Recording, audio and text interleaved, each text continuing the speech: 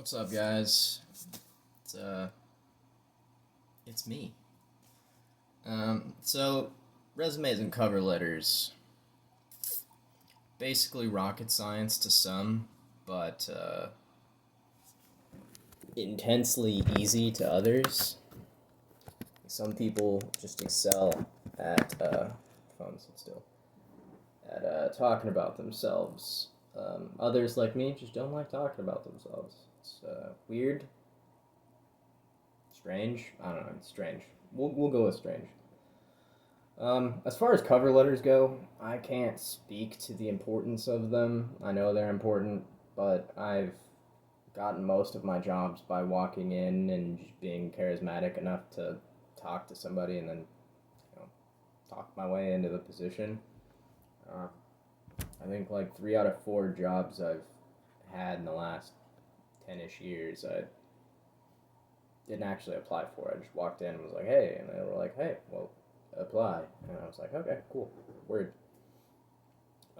As for recently, though, I've been putting in applications in USA Jobs, and for those of you who don't know, USA Jobs is for government positions, and they are notoriously cancerous to apply for because most of it's automated, and it's just like, oh, let's just scan your resume. And, nope, didn't say this one thing, so disqualified. So your resumes have to be super specifically tailored to that particular position. However, um, from most of the positions I've observed, even for positions for like $86,000 a year and up, um, they still don't require a cover letter. They just say have a resume and then your SF-15, DD-214, other required documents. I mean, if it's open to the public, you don't need it. DD-214. If it's open to veterans, then you need your DD-214. If it's open to disabled veterans and you want to get a veteran's preference for 10 points, then you need to have your SF-15, your VA disability letter, etc., etc.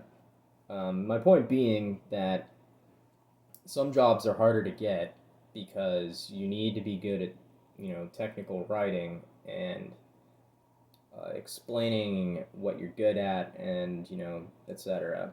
So I've been applying for positions because I hate school and I am not good at school and I'm going stir crazy.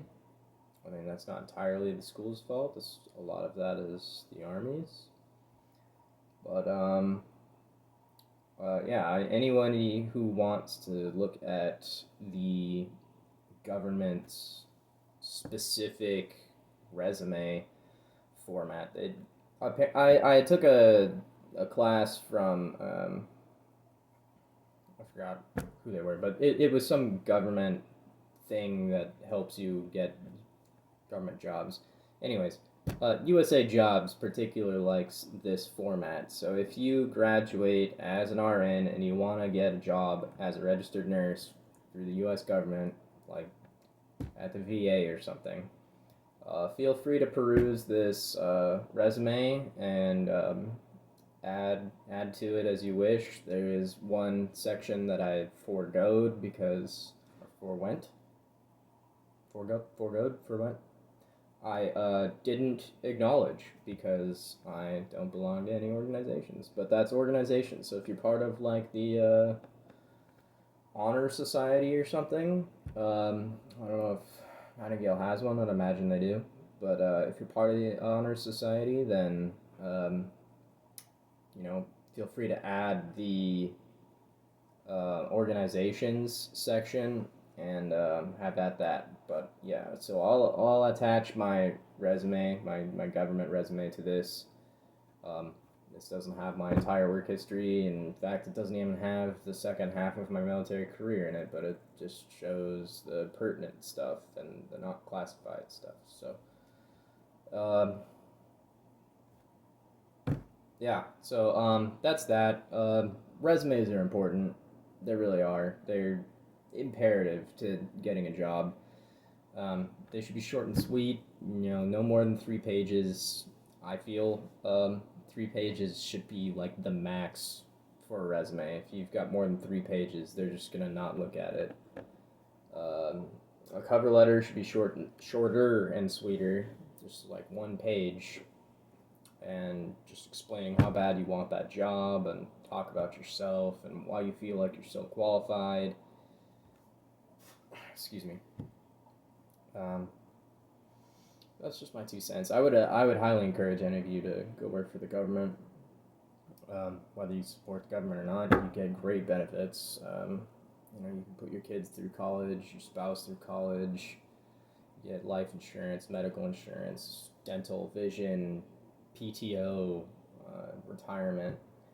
So I'd implore any of you to go work for the VA, especially if you want to continue your service to your community and your country. Then it's a great place to do that. Serve people who really need your help, that are waiting in the wings to get that help, because most of them can't afford treatment or you know, uh, typical hospital visits. Like me, I have to wait 3 to 4 months between my appointments, and even if it's like a critical appointment, I've got a surgery next week ish, and that's been scheduled like months ahead. So, um, yeah, go work for the VA, make it a better place. I would also implore you to look into nursing in psychiatry. And it depends on what state you're in, but Alaska has a desperate need for good behavioral health specialists, and there's always a need for behavioral health in any state, but some states need it more desperately than others. This has been a much longer video than I usually do, but I hope some of this sticks, and stay frosty, my friends.